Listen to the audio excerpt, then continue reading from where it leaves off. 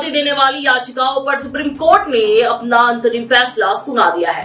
Court ने साफ तौर पर पूरे कानून पर रोक लगाने से इनकार कर दिया है। हालांकि कुछ धाराओं पर रोक लगा दी गई है, जिस पर कई मुस्लिम नेताओं ने खुशी जाहिर की है। इमरान प्रतापगढ़ी, जो इस कानून का शुरुआत से विरोध कर रहे थे, उन्होंने कोर्ट के फैसले पर खुशी जाहिर की है। ऐसे में समझते हैं कि आखिर सुप्रीम कोर्ट का फैसला मुसलमानों के लिए राहत भरा है या फिर इसे झटका माना जाए।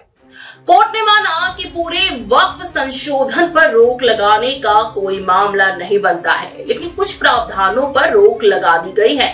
सुप्रीम कोर्ट ने वक्फ संशोधन अधिनियम 2025 के उस प्रावधान पर रोक लगाई है, जिसके अनुसार वक्फ बनाने के लिए किसी व्यक्ति को 5 वर्षों तक इस्लाम का अनुयायी होना जरूरी था, यानी कि फॉलोअर होना जरूरी था। ये प्रावधान तब तक स्थगित रहेगा जब तक राज्य सरकारें ये निर्धारित करने के लिए नियम नहीं बना लेती हैं कि कोई व्यक्ति इस्लाम का अनुयायी है या फिर नहीं। न्यायालय ने निर्देश दिया है कि जहां तक संभव हो वक्फ बोर्ड का मुख्य कार्यकारी अधिकारी एक मुस्लिम होना चाहिए।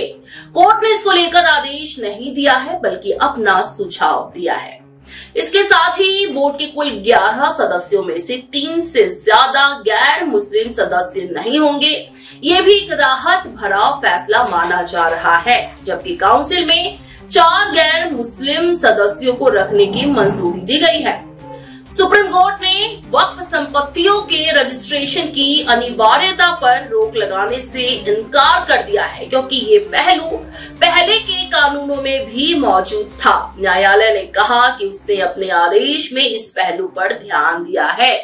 सुप्रीम कोर्ट ने अपने फैसले में साफ किया है कि कलेक्टर या कार्यपालिका को संपत्ति के अधिकार तय करने की अनुमति नहीं है। कोर्ट ने कहा कि जब धारा 3C के तहत वक्फ संपत्ति पर अंतिम फैसला वक्फ ट्रिब्यूनल और हाईकोर्ट से नहीं हो जाता, तब तक वक्फ को संपत्ति से बेदखल नहीं किया जाएगा।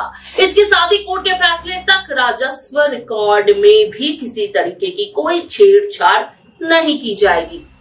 यानी अब कलेक्टर के तय करने से ही ये साबित नहीं होगा कि संपत्ति वक्फ की है या नहीं।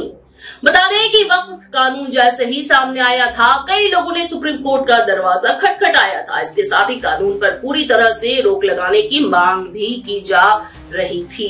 देश भर में इसको लेकर विरोध भी देखने को मिल रहा था।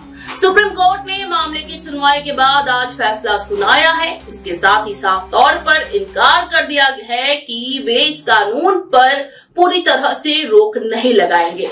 ये बात जाहिर तौर पर मुसलमानों के लिए परेशान करने वाली हो सकती है, क्योंकि मुख्य मांग कानून पर रोक लगाने की थी।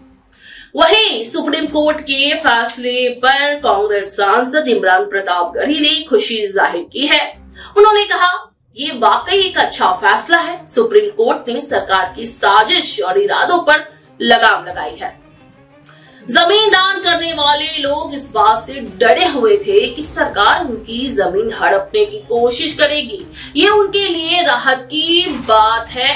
सरकार कैसे तय करेगी कि कौन 5 साल से धर्म का पालन कर रहा है?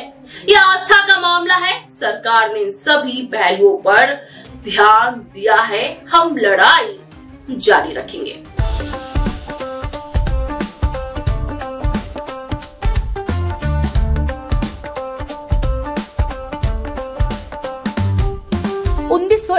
से चलती आ रही है एक कहानी, स्वाद की, परंपरा की और भरोसे की। शिराज गोल्डन रेस्टोरेंट, मलिक बाजार, कोलकाता। ये सिर्फ एक रेस्टोरेंट नहीं बल्कि एक एहसास है, जहां बिरयानी में इतिहास की खुशबू है और मटन चाप में रूह बसती है। शिराज की बिरयानी मसालों से नहीं, मोहब्बत से बनती है। 3 पीढ़ियों की विरासत, दादा से पिता और अब बेटे तक। इसकी 5 शाखाएं हैं। VIP बाजार, अजय नगर, सॉल्ट लेक, चिनार पार्क और दिल में बसने वाला मलिक बाजार। अब मलिक बाजार शाखा बर्थडे सेलिब्रेशन के लिए भी उपलब्ध है। घर जैसा माहौल, रॉयल सेटअप और स्वाद जो हर मौके को खास बना दे, जिसके स्वाद के दीवाने तमाम सेलिब्रिटीज हैं। दुर्गा पूजा पर हजारों लोगों की भीड़ जुटती है। और जुबान पर बस एक ही नाम होता है, शिराज का। शिराज का वादा, क्वालिटी, विरासत और वो स्वाद जो एक बार चख लिया तो कभी भूलेंगे नहीं।